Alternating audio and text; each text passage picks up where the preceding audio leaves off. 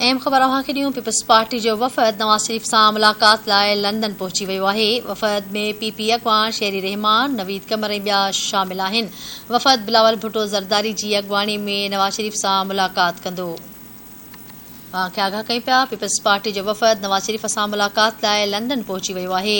वफ़द में पीपी अॻवान शेरी रहमान, नवीद कमर ऐं ॿिया शामिल आहिनि। वफ़द बिलावल भुट्टो ज़रदारी जी अॻवानी में नवाज़ शरीफ़ सां मुलाक़ात कंदो। खे आगाह कयूं पिया। पीपल्स पार्टी जो वफ़द नवाज़ शरीफ़ सां मुलाक़ात लाइ लंदन पहुची वियो आहे। वफ़द में पीपी अॻवान शेरी रहमान, नवीद कमर ऐं ॿिया शामिल आहिनि। वफ़द बिलावल भुट्टो ज़रदारी जी अॻवानी में नवाज़ शरीफ़ सां मुलाक़ात कंदो। पीपल्स पार्टी जो वफ़द नवाज़ शरीफ़ सां मुलाक़ात लाइ लंदन पहुची वियो आहे। वफ़द में पीपी अॻवान शेरी रहमान, नवीद कमर ऐं ॿिया शामिल आहिनि। वफ़द बिलावल भुट्टो ज़रदारी जी अॻवानी में नवाज़ शरीफ़ सां मुलाक़ात कंदो।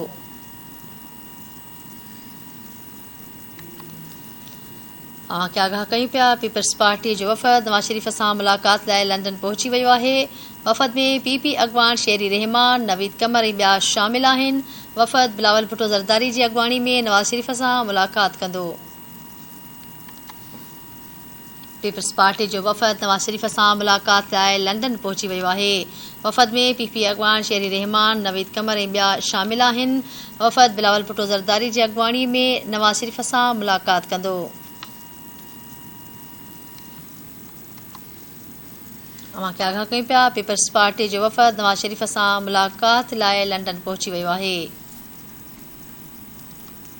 वफ़द में पीपी अॻवान शेरी रहमान, नवीद कमर ऐं ॿिया शामिल आहिनि। वफ़द बिलावल भुट्टो ज़रदारी जी अॻवानी में नवाज़ शरीफ़ सां मुलाक़ात कंदो।